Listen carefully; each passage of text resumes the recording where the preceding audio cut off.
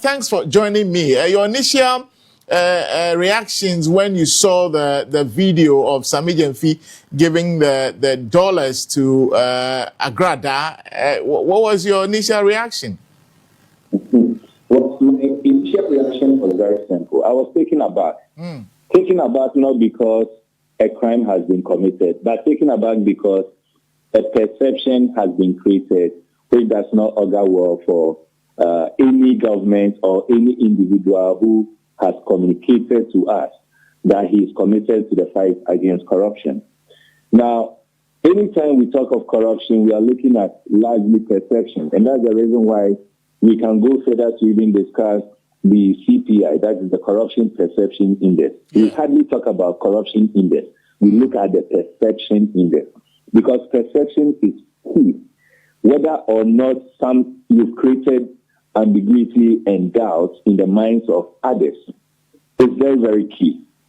And so the initial reaction was that this is absolutely not the best, particularly coming at the back of a gentleman who just some few months ago, some few weeks to the elections, he was all over in the media communicating to the public that the economy is so difficult that people cannot even afford 3 square meals, which was really so.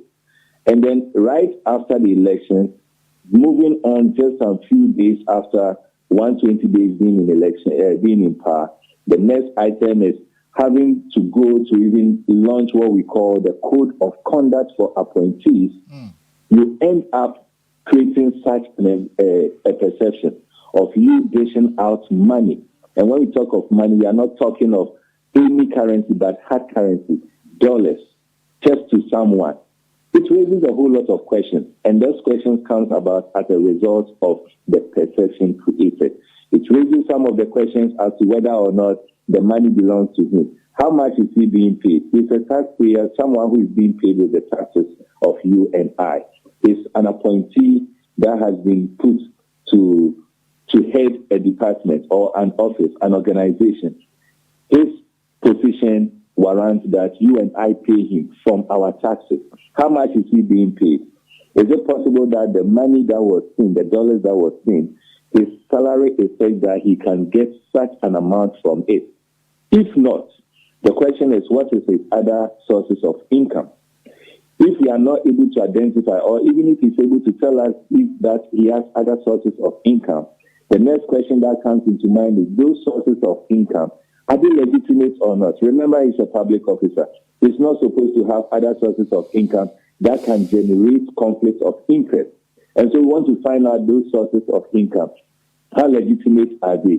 Did he even declare in this era of asset declaration?